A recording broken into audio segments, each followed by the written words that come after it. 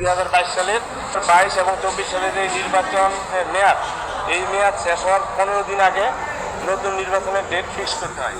তো যেই অবৈধ কমিটি, বিগত কমিটি, এই কমিটি গত 11/6/2024 সালে ওনারা করলেন কি 22 দিন সময় ওরা যোগ সাজেশে মন্ত্রণালয়ের সাথে করে এক্সটেনশন করলেন, যেটা বাইরার অ্যাসোসিয়েশনের যে মেমোরেন্ডাম, এই মেমোরেন্ডামের 29-5 ধারা অনুযায়ী বহির্ভূত।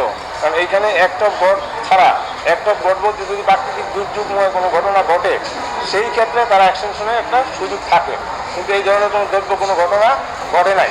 সুতরাং তারা যে পরবর্তীতে 15/8/2024 সালে আবারও তারা করলেন কি মন্ত্রণালয়ের সাথে জোট সাজেশে আবার তারা 3 মাসের সময় বৃদ্ধি করলেন।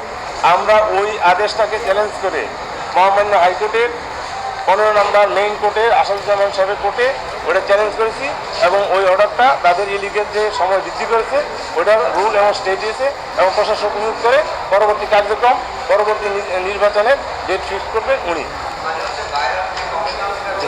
হ্যাঁ, ভেঙে দিচ্ছে, স্টে করে দিচ্ছে ওদের কার্যক্রম। জি, কমিটি ছিল এবং ওই কমিটি ভেঙে স্টে করে দিচ্ছে ওই কমিটি কার্যক্রম। পরবর্তীতে মেয়াদ শেষের পরে তাদের সময় বাড়াইল, ওই সময়ে যে অর্ডার দিয়েছিল মন্ত্রণালয়, এই মন্ত্রণালয়ের আদেশটাকে স্টে করে দিল, এবং পরবর্তী নির্বাচনের জন্য প্রশাসক নিয়োগ দিয়ে প্রশাসক কার্যক্রম করবেন, এবং পরবর্তী নির্বাচনের ডেট ফিক্স করবেন উনি, প্রশাসক সিল দিবেন।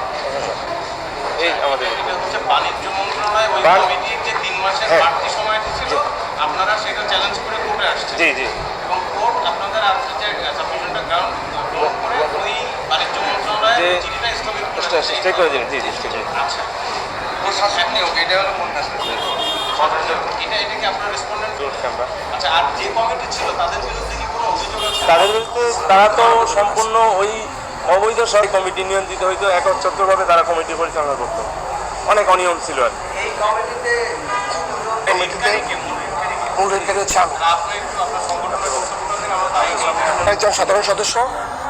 আমরা বাগার এই কমিটির অনেক অনিয়ম, অনেক দুর্নীতি আছে। আমি নাই বললাম কেন আমি রিটটা করছি, এই রিটটার সেই প্রসঙ্গে আমি বলছি। সেটা হচ্ছে বাইরা আমাদেরকে বলছে যে ইতিপূর্বে 6/11 যে চিঠিটা ওরা মেয়াদ বাড়াইছে আমরা কেউ জানি না, সাধারণ সদস্যরা জানতাম না। ওরা একটা তফসিল দিয়েছে, নির্বাচন বোর্ড গঠন করছে। আপনারা দেখতে পারবেন, আপনারা সাংবাদিক বাজারে আমি দৃষ্টি আকর্ষণ করছি, আপনারা দেখবেন এই নির্বাচন